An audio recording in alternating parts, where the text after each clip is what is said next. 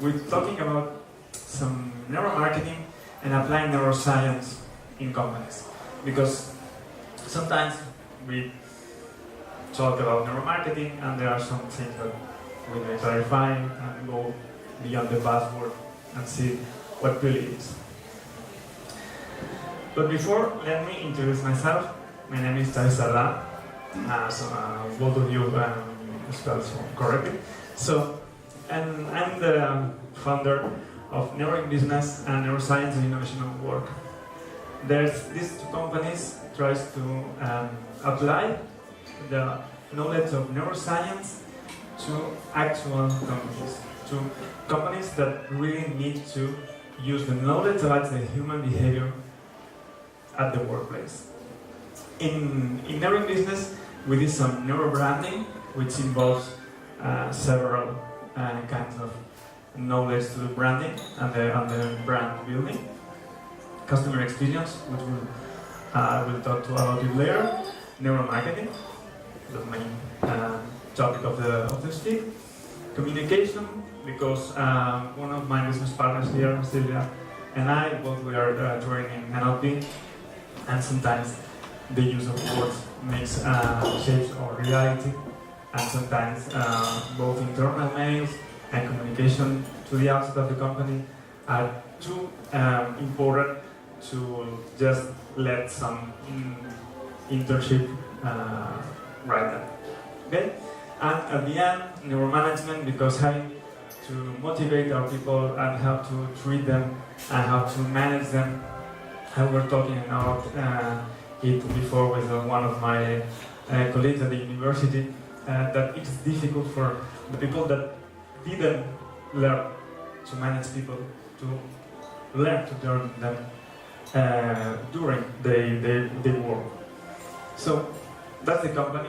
The second company is Neuroscience and Innovation at Work, which applies everything that we're talking about it to learning experiences and how people can learn more easily and in a natural way for them to acquire abilities and competences really actually needed in the companies.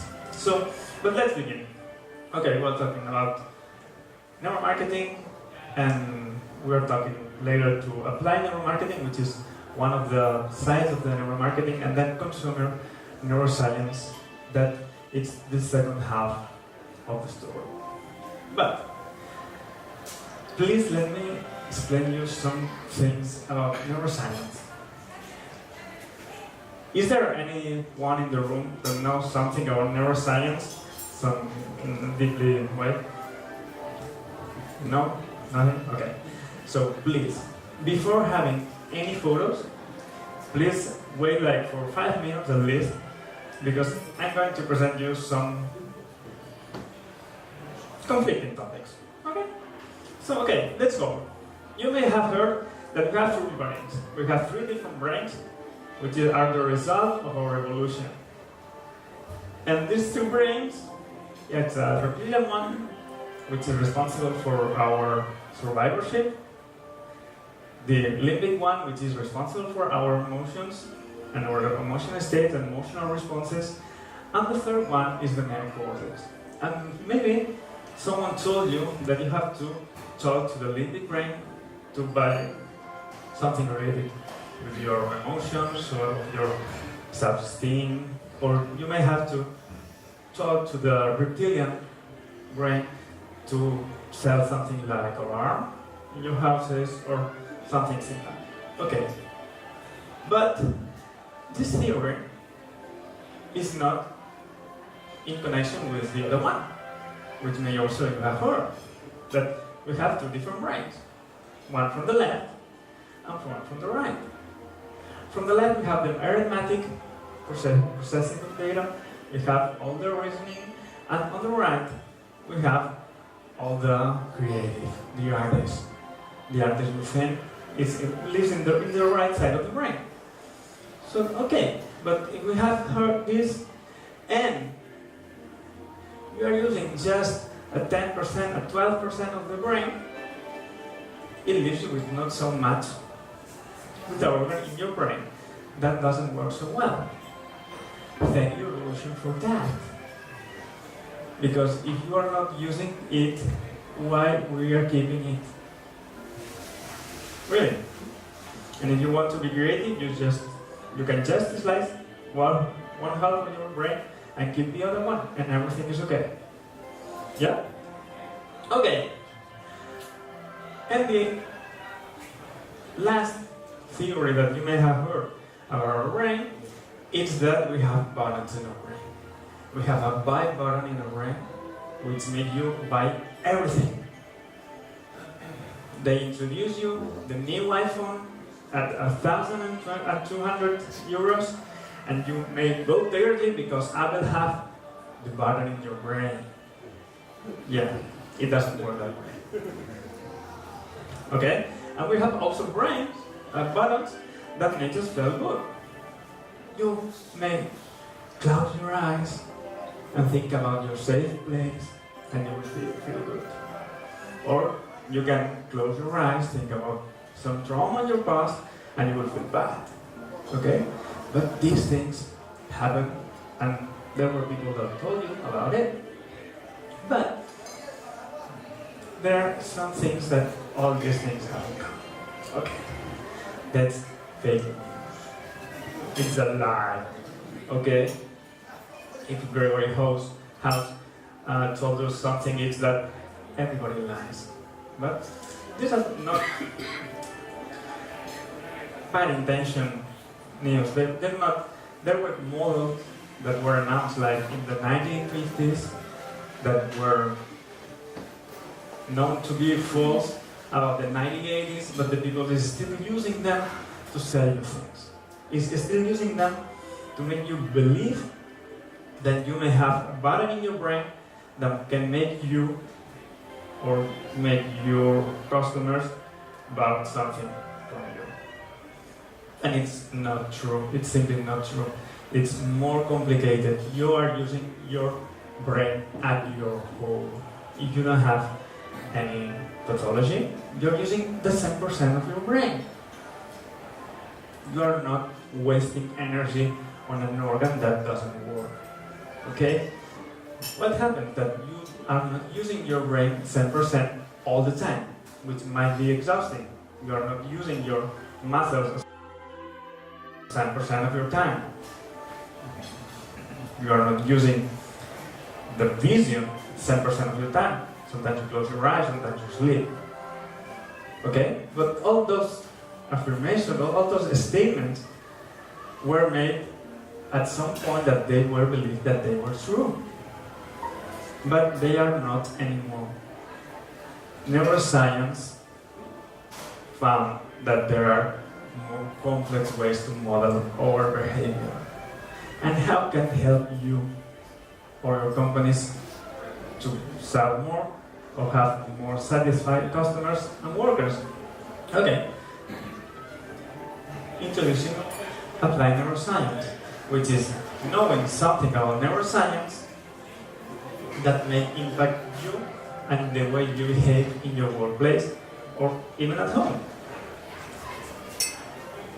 And neuromarketing, it's one of the topics that neuroscience is applied to make something work better. It's not going to replace marketing, it's just applying what we know about the function of our brains, the function of our nervous system in our whole, that we can make somehow get benefit to know more.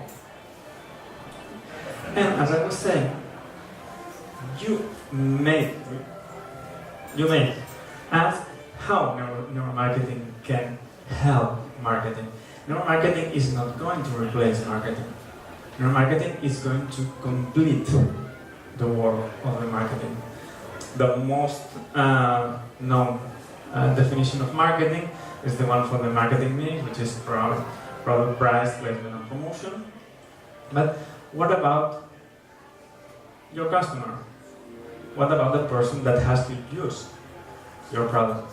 Sometimes we focus so much on the product that we don't stop thinking about how the user is gonna use it. is going to the customer to be satisfied, is going to enjoy all the experience of using your product. I mean, think about Amazon. I think that everybody in the room has bought something from Amazon sometimes, okay? And Amazon found something that really bothered people. That is the packaging. If the packaging is hard to be broken or hard to be opened, the people is annoyed because of the packaging. But, you know, Amazon found just a way to put a strip that you can remove and open the packaging of a product. And they say in the packages, you can see it for yourself, that it's frustration-free packaging. It's not about the product, it's about the experience of consuming it. Even Apple has designed the sound of all the boxes when they are opened.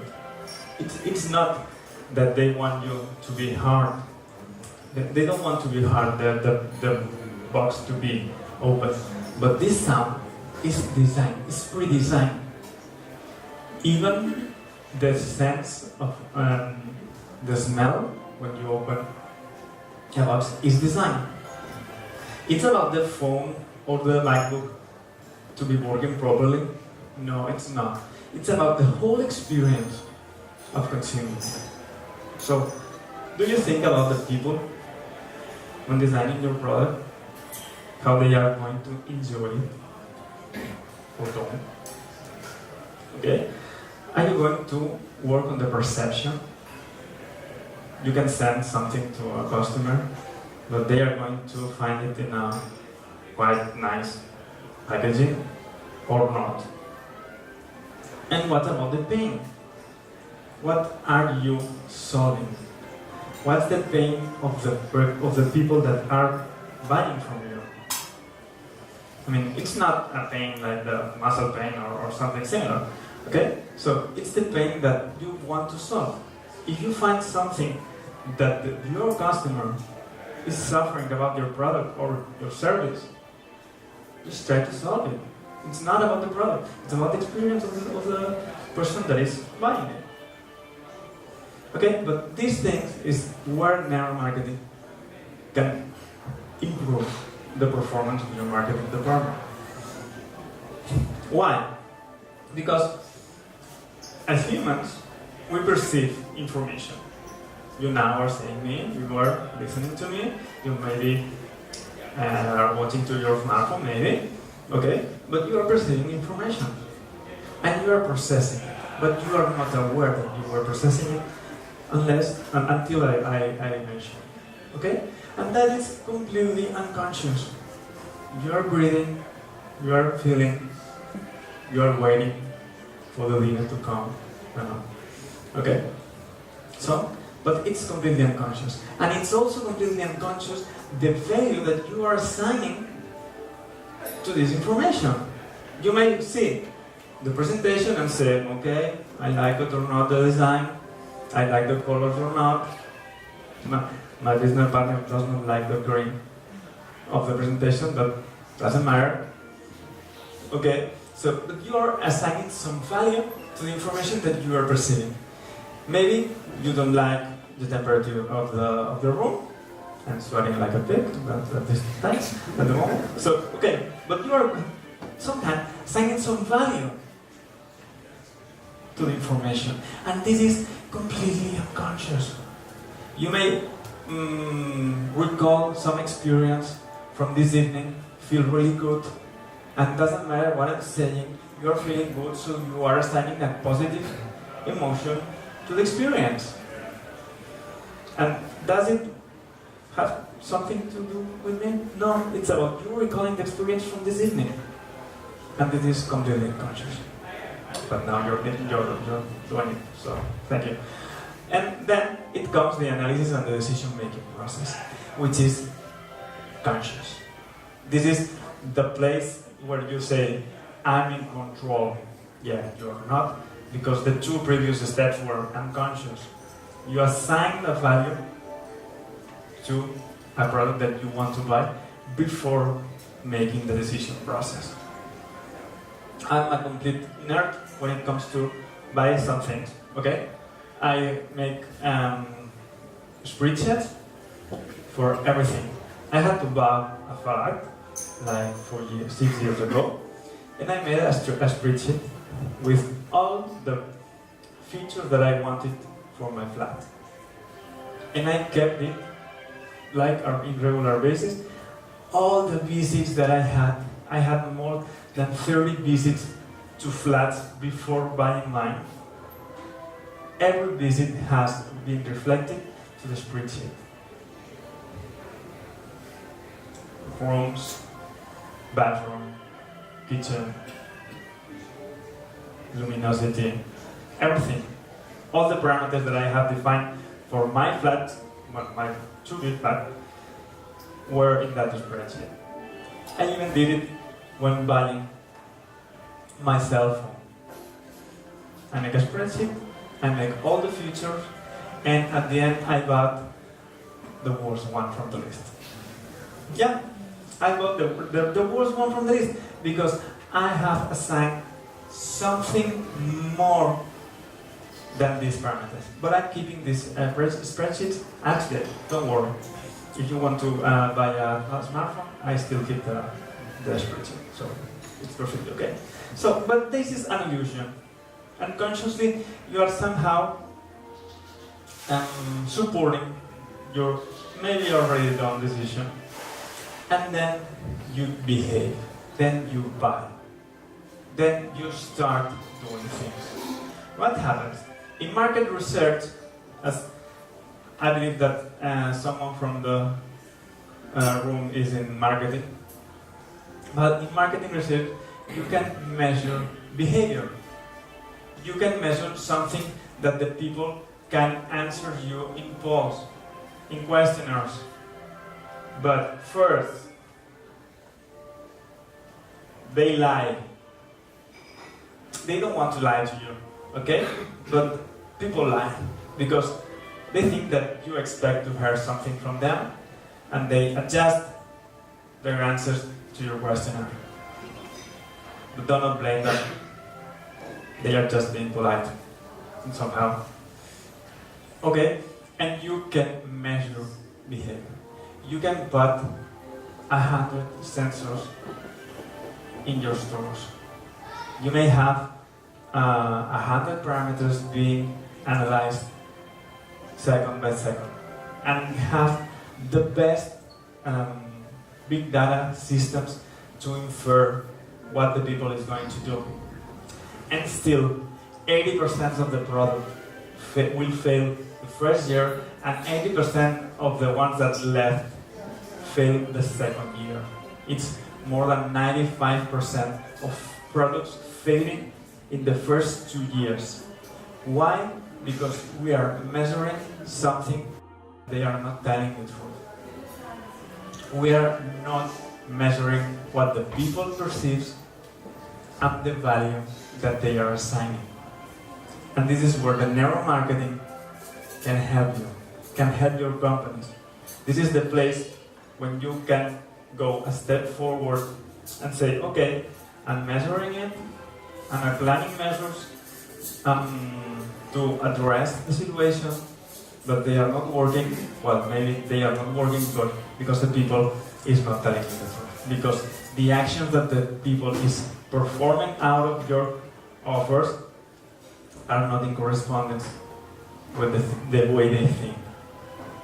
How many times you bought something from the store that you were completely sure that you are going to use, and you return it or didn't use it in a long time? How many? A lot. Even men. Yeah, sure. Okay? So this unconscious part is out of the scope of the current marketing. I'm sure they will adapt some kind of techniques and resources from the neuroscience and incorporate the knowledge to make it better. But how can we do it? Because if I have to influence the people, if I have influence, not cheating on them, okay? It's important, the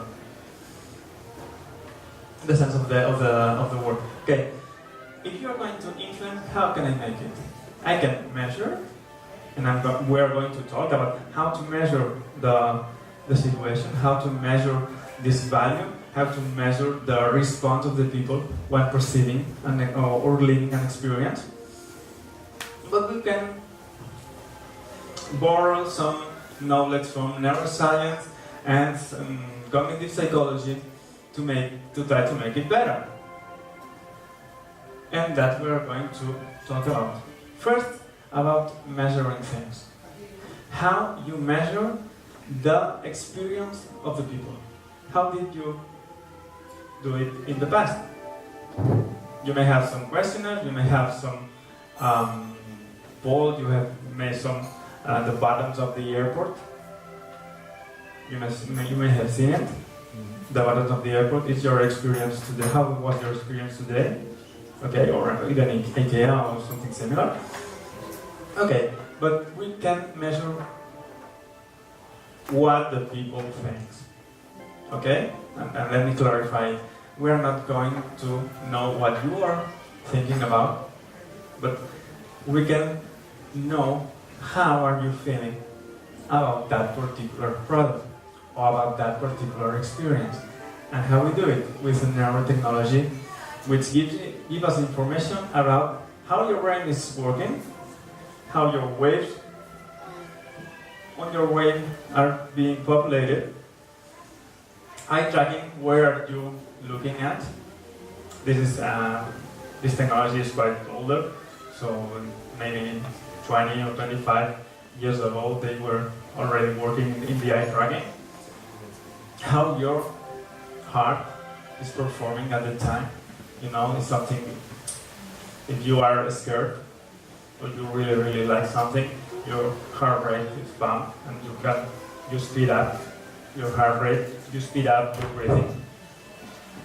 Your overall cardiovascular activity is like bumped up.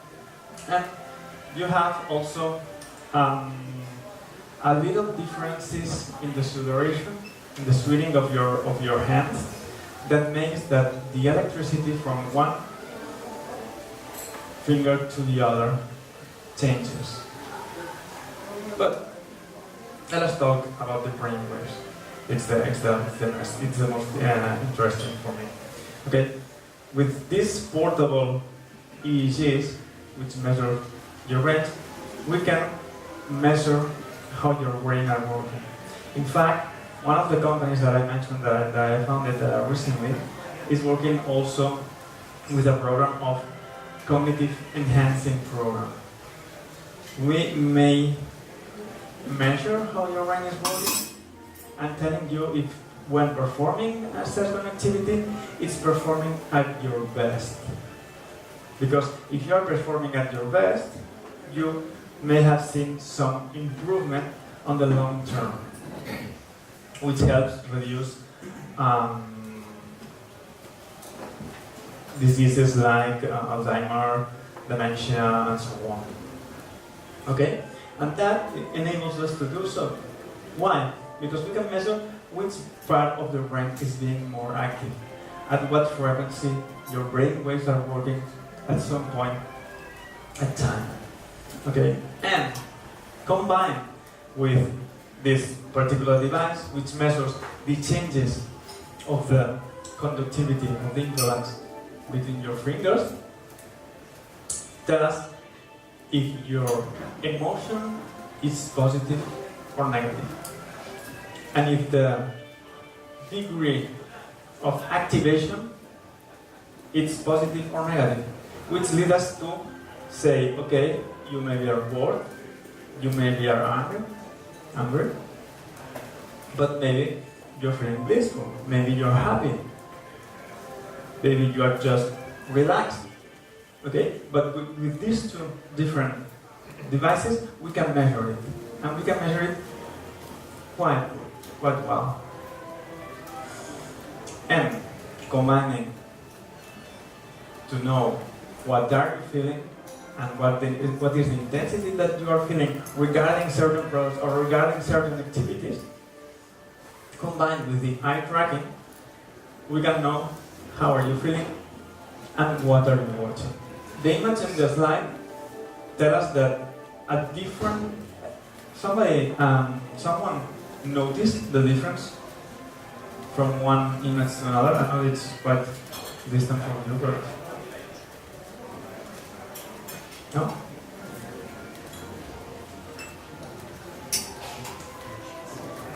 Why you change it?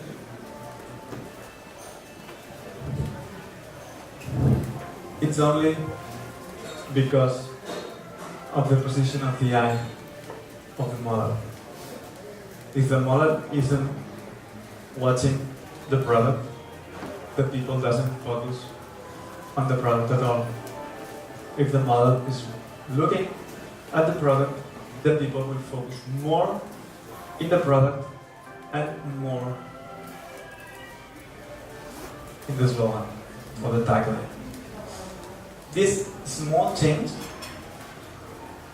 might result in very, very, very different results from a promotion campaign. It doesn't require to know how you feel.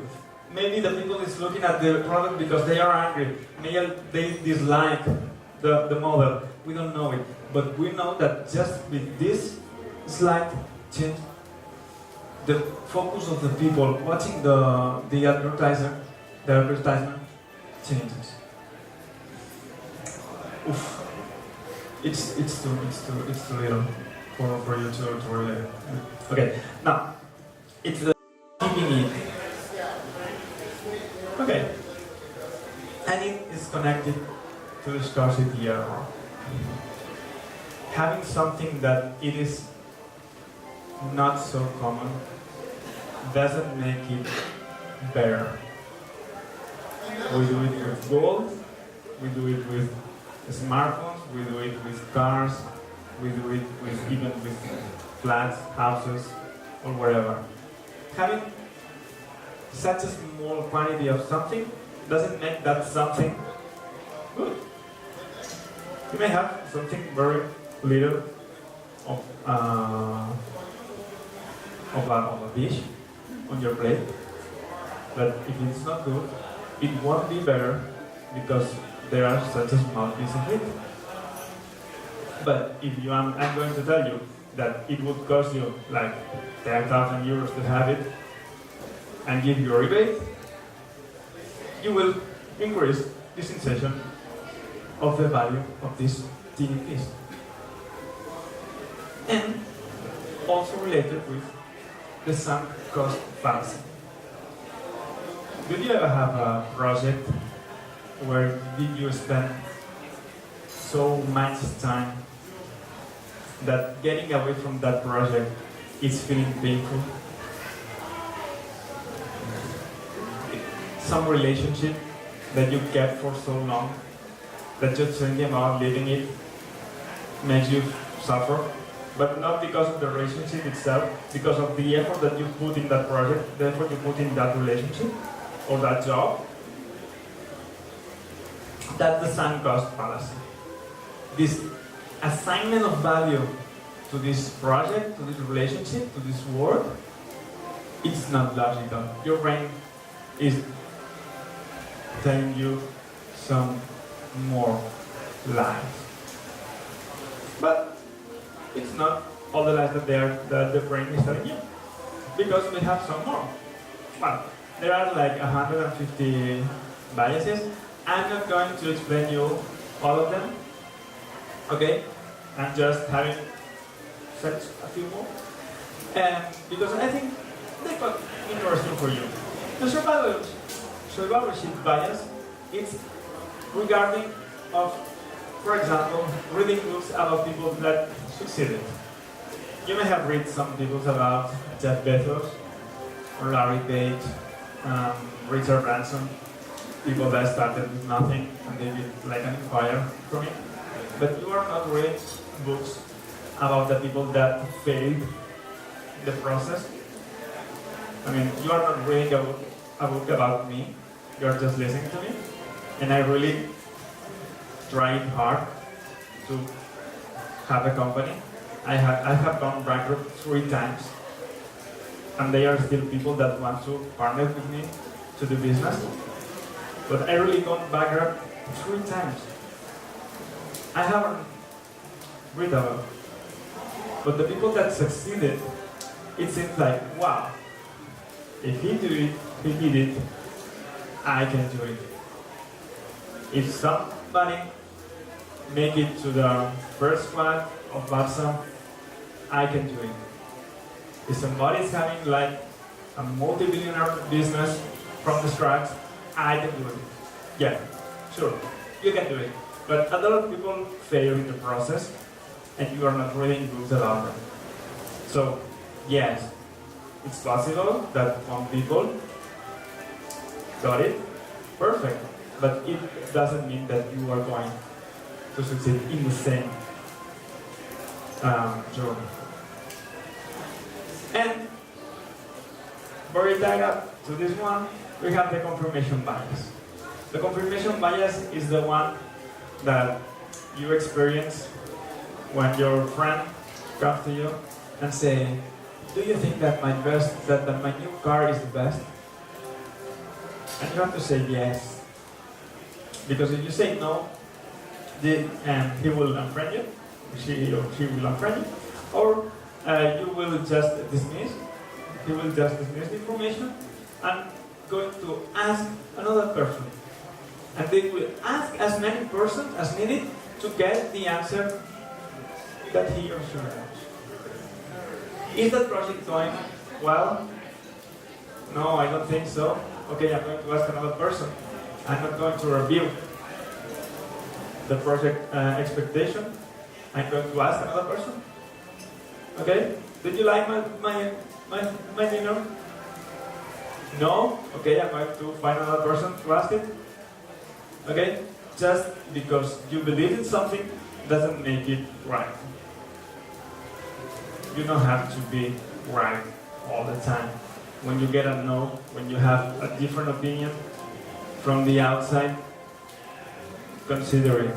Don't dismiss it because it's different from yours. And because your brain is going to search for all the evidences to make you believe that you are right. I don't know where this bias comes from, but it's interesting. And the story bias is, we don't have wine. We had wine before, but we don't have it, we still don't have it, okay. Imagine that you tasted some wine. Somebody pour you some wine in a cup, you just tasted it and it tastes so good, okay?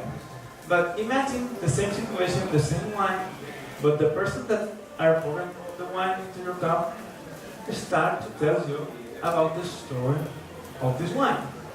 Tells you about how the people have to wake up at 2 or 3 o'clock in the morning to collect the wine, to make it, how the wood were made, how much time the wine spent before reaching your cup. What are the specialties? How many years they have tried to get that wine? Okay, the same wine, the same experience, telling you that or not, defines how you taste it. It changes literally how you taste it. It's not a subjective feeling. It's that it really tastes different in your mouth. Or in your mouth. No, actually. It really changes the perception. Why? Because you know more about that. You know more about that wine at the moment that you are tasting. So, you want to sell something? Tell a good story before that. Tell a good story about your product. Tell a good story about your service. Because the people are going to assign some unconscious value to that story and your product and your service.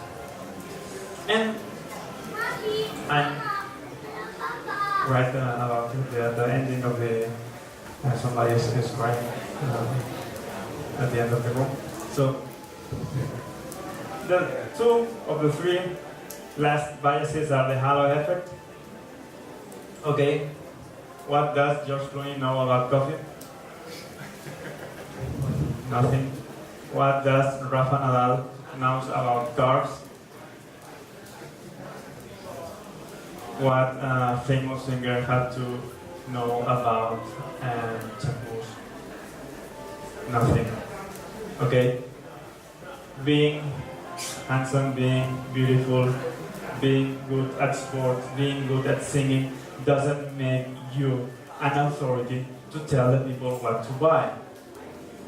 But you see a famous football player with a car, by the way, a car that he is not going to drive it, never.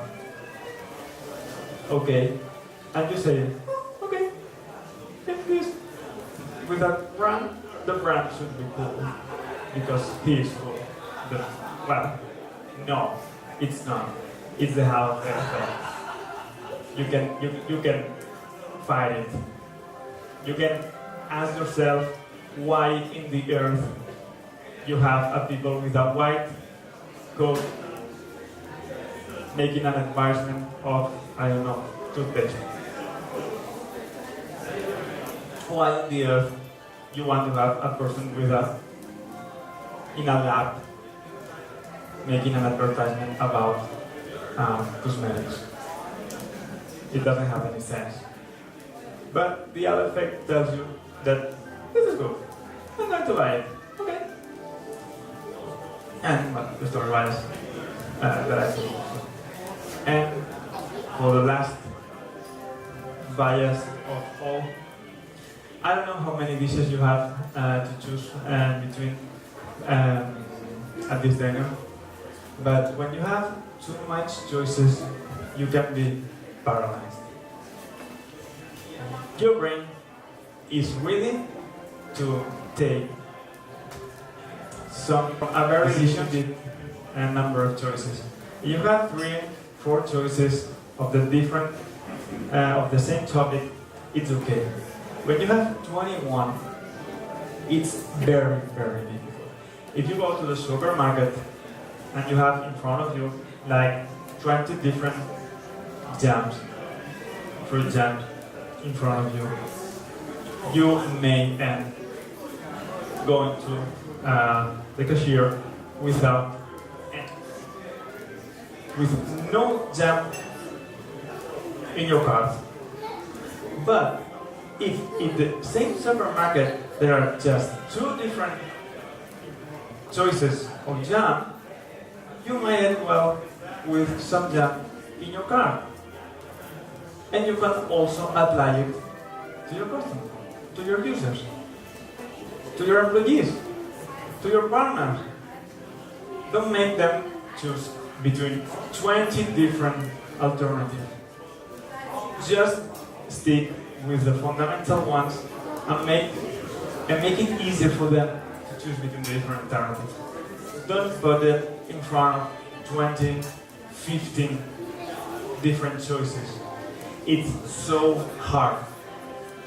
I bought a car last year. I had to choose like from infinite choices. At the end, all I was saying is, I don't want to pay more.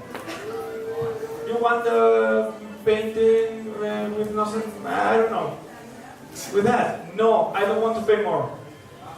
Do you want this? It costs more? No. Yes. Do you want this? It costs more? Yes. No. So, keep it in mind. Enjoy your dinner. And thank you for being here and for listening.